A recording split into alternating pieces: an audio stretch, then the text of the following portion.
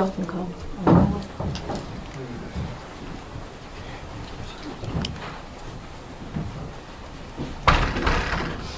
Where's the detective meeting? Detective.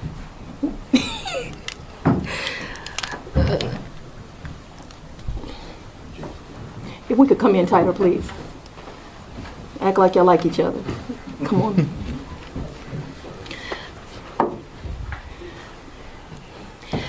Good afternoon. Thank you for joining us. Today is another great day in Fulton County, another great day of crime fighting. We are here today to just let the public know that we are continuing our mission to target gangs, as we believe it is our #1 public safety deterrent crisis that we're in. I have to acknowledge the two men that are before me before I even start. This is the great Detective Needham and the great Detective Davidson from Sandy Springs Police Department. This was a collaboration, but you always have to acknowledge those that are on the front line working really hard to get things done. And these two gentlemen have done just an excellent job. What today's indictment is about is the Drug Rich Gang, which is a hybrid gang, and it started back in 2016. That's how far we can document this gang existing. We know that it is a gang that primarily actually exists out of DeKalb County, the Stone Mountain and the Tucker area. But as we know, crime and criminals have no boundaries, and they found their way into my county, Fulton County. I have a message today that you will hear repeated time and time again. If you thought Fulton was a good county to bring your crime to bring your violence to, you are wrong, and you are going to suffer consequences. And today is the start of some of those consequences. This gang, as I mentioned, is a hybrid gang. It does include members of the Gangster Disciples, the Crips, and the Bloods. We know that here in Atlanta, Georgia, that hybrid gangs are something that we regularly see. We know that this gang does have some identifiers that connects it together. They use things like prescription bottles and money symbols, and this is in their jewelry and their tattoos, and we see that present here. We have identifiers identifying this gang. But that's not the problem, that people collected together or they decided to use symbols. It's what they did once they joined together. What this indictment represents is 16 different victims in our county, 16 different incidents of violence, and 26 defendants. They committed crime everywhere from the south to the north of my county, which included Union City, Atlanta, and Sandy Springs. The earliest crime committed that is captured in this indictment is a 2018 carjacking. The latest was committed just this month. We are aware that crimes have occurred in other jurisdictions, but what this indictment primarily covers are the 16 crimes that committed here in Fulton County. The victims, they do not discriminate, but what they did do is target people who show their wealth on social media. So I do have a message for the public. Where it is kind of fun to put your things on social media and show off, unfortunately, these gangs are becoming more savvy, more sophisticated in the way that they target you. And this is a way that we know that they targeted these individuals. And it's because of these great detectives' work where they were able to show that they were following these individuals and using it to their advantage. Some of the celebrity victims included Calvin Ridley, who is a loved member of our Falcons, Brad Guzan, who is a loved member of the Atlanta United team, Marlo Hampton, who is on the Real Housewives of Atlanta, and Brittany Mealy, who is the mother of Future's child. All very well-known celebrities who have decided to take residence right here in Metro Atlanta, because this is a great place to live and we cannot tolerate this. But don't be fooled. This indictment also covers other individuals who are not as famous but also had their wealth on social media. Lots of social media influencers. The incidences that are in here is, thank God we don't have a murder, but we have kidnapping, we have armed robberies, we have shootings, and we have home invasions. Very violent crimes, things that cannot be allowed in our county, and all done, again, at the hands of crime, at the hands of gangs. What I want the public to see today is a collaboration of law enforcement, because as they have gotten more savvy, so have we. And so what you have is a collaboration of the Atlanta Police Department, the Union City Police Department, the United States Attorney's Office is here today, the Fulton County Sheriff, the Marshals, and the Fulton County District Attorney's Office. We are working together. We are working collaboratively, and we have a message, and that is get out of this county or expect to start seeing sentences that go life plus. Because I am not going to negotiate with gang members. I am not going to allow pleas. We are going to find you. We are going to convince you, and we're going to send you to the prison for the rest of your days, and I'm not apologizing for that. Any questions? Yes, ma'am. So, George Keating of Rolling Stone. As it happens, I live in the part of DeKalb County that Drug Ridge sort of covers. I live in Pine Lake. And you mentioned Drug Ridge Hecht, who's Stimmy in the indictment, who, as I understand it, just got out of jail or prison. He's living with his mom on up the street from me. How much cooperation, because I can't help but notice that DeKalb County isn't standing behind you right now. But I know that they're accused of crimes in DeKalb County. Is there collaboration happening between Fulton and DeKalb County with regard to the investigation of this gang? I have a relationship with the district attorney in DeKalb. I cannot say we specifically collaborated on this incident. I will say that we know that this gang has also committed crimes in Cobb, in Fayette, in a lot of the surrounding jurisdictions, and they have been at the table as we have developed these crimes. In fact, I'm aware that the Gwinnett district attorney does have an indictment against some of these same members, and she has sent part of her staff to be at the table. Talk about how this came down. You talked about the detectives kind of bringing this forward. What was the beginning of this? How did this, all these things have been happening, but how did you all put it together, and what was kind of the beginning part of this investigation? I have to give credit to the Sandy Springs Police Department. They were able to really pay attention, to really go back and track and see that these people were tracking people on social media. Obviously, it doesn't happen at the first crime where you realize that there is a trend, but they pretty quickly did that. I have a great relationship with the chief in Sandy Springs, Kenneth DeSimone. We began talking. I began sending assistant district attorneys out there as we developed this, and they were really the foundation and the work. But as always, you know that I love our acting chief in Atlanta, Shearbaum. He was automatically willing to get involved and to do their part and to develop this. And so people just came together and developed this. But the foundation and the start, as you asked, was really through just great detective work. Mm-hmm. And what years was this? This was in the past years, isn't it, the Sandy Springs thing? Yes, but we do have crimes going back in this indictment to 2018, because once that research was done, we saw that there were crimes going back to 2018. We also have this gang documented going as far back as 2016. As George Cheedy just pointed out, this is a gang that primarily operates in DeKalb, and so I can honestly tell you, when they first brought this to me, I said, this is not one that I'm familiar with. We don't hear about them a lot. And then we began to realize that's because most of the work they had put in, and I use work in the slang term, most of the crime that they were doing was out of DeKalb County, but they decided to cross the county lines, and that's going to be detrimental to them. So the indictment mentions lyrics from a couple of videos. It does. And you were going through the lyrics. Hank Johnson, Congressman, has proposed legislation to limit the use of rap lyrics in prosecutions. Do you have thoughts about that? I think that I would welcome an opportunity to sit down with Hank Aaron and discuss that proposed legislation.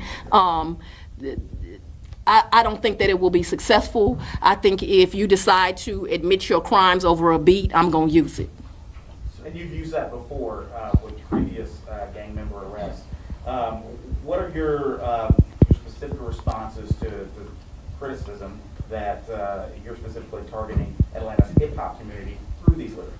I'm not targeting anyone, but however, you do not get to commit crimes in my county and then decide to brag on it, which you do that for a form of intimidation and to further the gang and not be held responsible. One of the lyrics used in this indictment. Just one of the lyrics is, me and my crew striking out, striking in all black.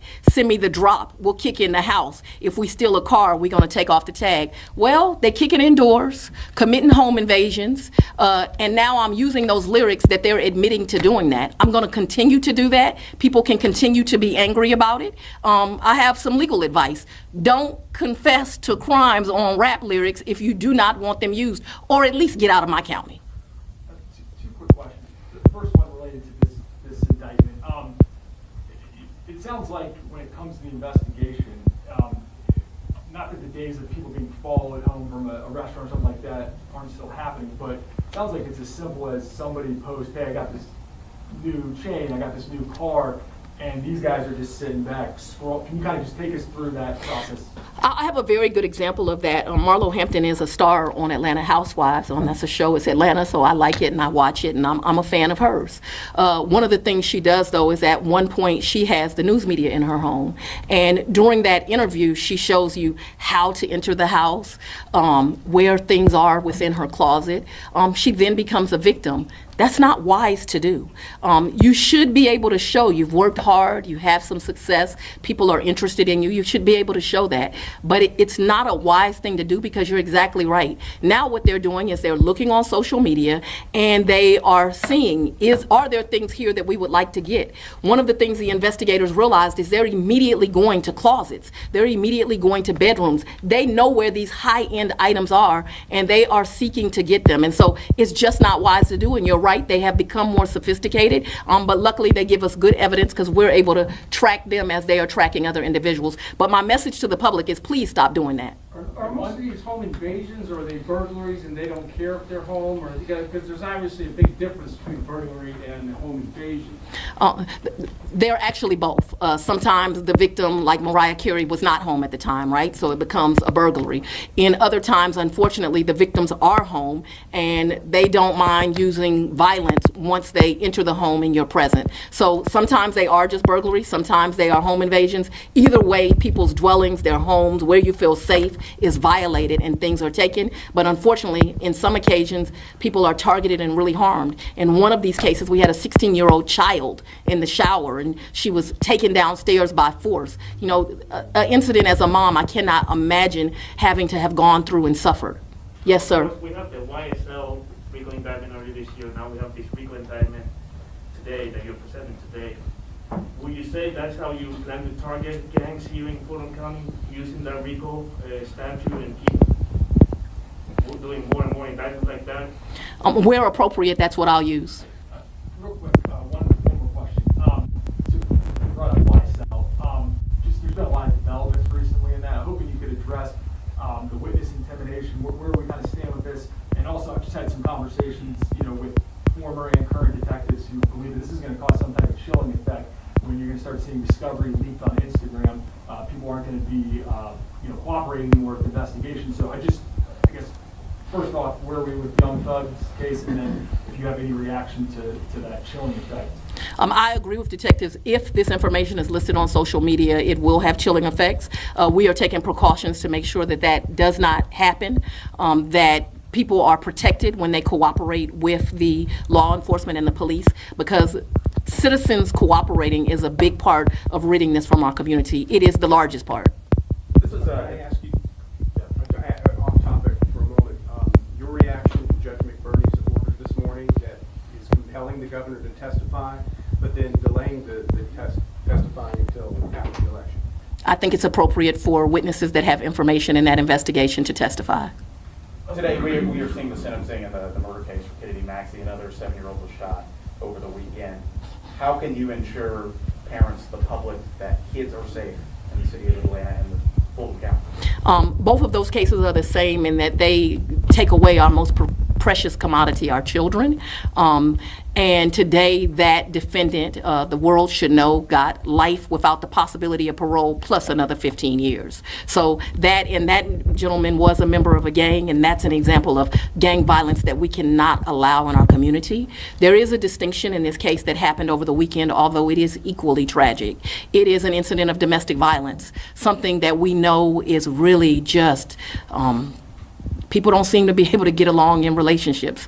And we have too many guns in the wrong hands and too much freedom to get guns. But this is a harsh reality. If you are in a domestic situation and there is a gun present, you and everyone around you is in more danger. And it is very difficult for the law enforcement to be anything but a reactor to that. We have got to have legislation that does not allow domestic violence abusers to have guns around them. And I think we have to have some serious conversations about something that's not popular. Everybody doesn't need a gun. I have come to the public many, many times and said, stop leaving your guns in your cars, because they are breaking into cars, taking your guns and using them from the wrong things. And we are suffering as a community this morning. It broke my heart to watch. Here I get a huge success last week. Kennedy Maxey's killer held responsible. And this morning I wake up to another precious life stolen.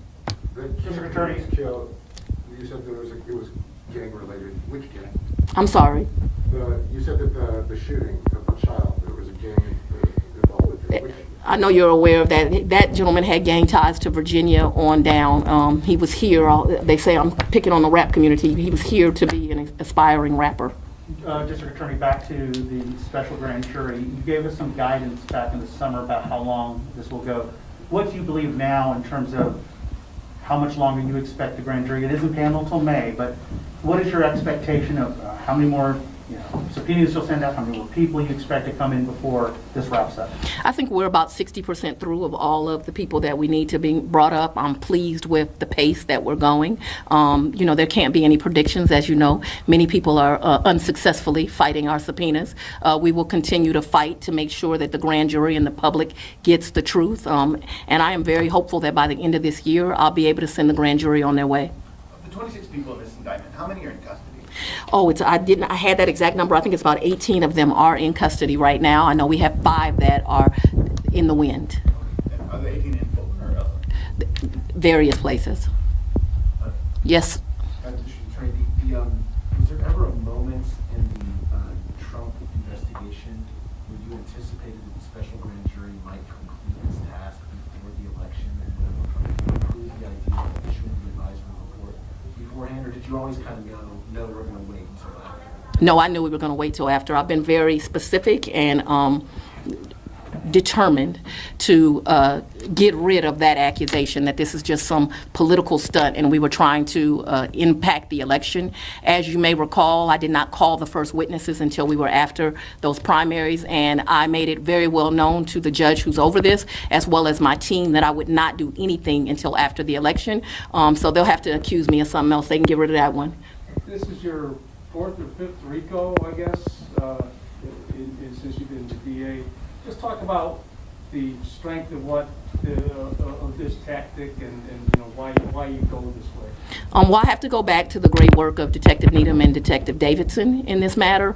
I'm a fan of Rico. I've told people that. And the reason that I am a fan of Rico is I think jurors are very, very intelligent.